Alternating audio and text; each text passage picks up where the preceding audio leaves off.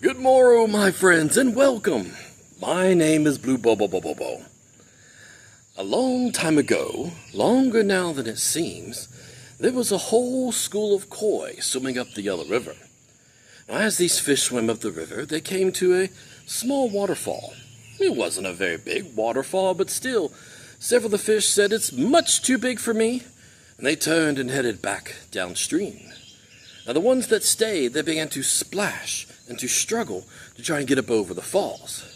Now, as they did this attracted the attention of some of the local yokai in the area. Now, yokai are mischievous little creatures, and they decided that every time a fish would splash, they'd raise the waterfall a little bit higher. So fish splashed, waterfall went higher, more fish gave up. This continued on for ages, until finally there was only one poor, exhausted fish left.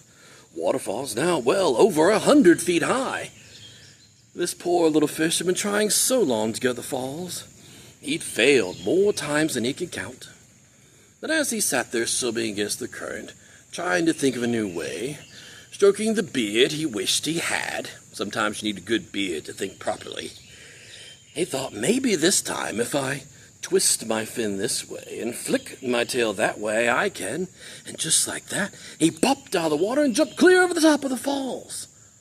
On the other side was a nice, cool pond where he could finally rest.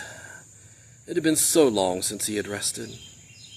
Now, as he lay there resting, what he didn't realize that he had been watched. The lords in heaven had been watching him throughout all of his struggles, all of his trials, all of his failures. But what they were most impressed by was the fact that he never gave up. They decided he deserved to be rewarded for that. So, as he lay there resting, he began to change. His body grew longer.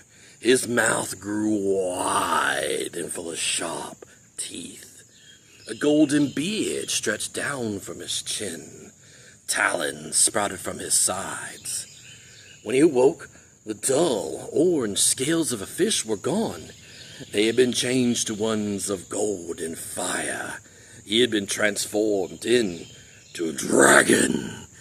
And it was only then that he realized that it was because of his struggles, because of his failures, but most of all because he never gave up on his dreams, that he finally got what he wanted the most. And with that, he turned and flew off into the sunset. Thank you for listening, my friends, and I hope you never give up on your dreams. Have a wonderful day.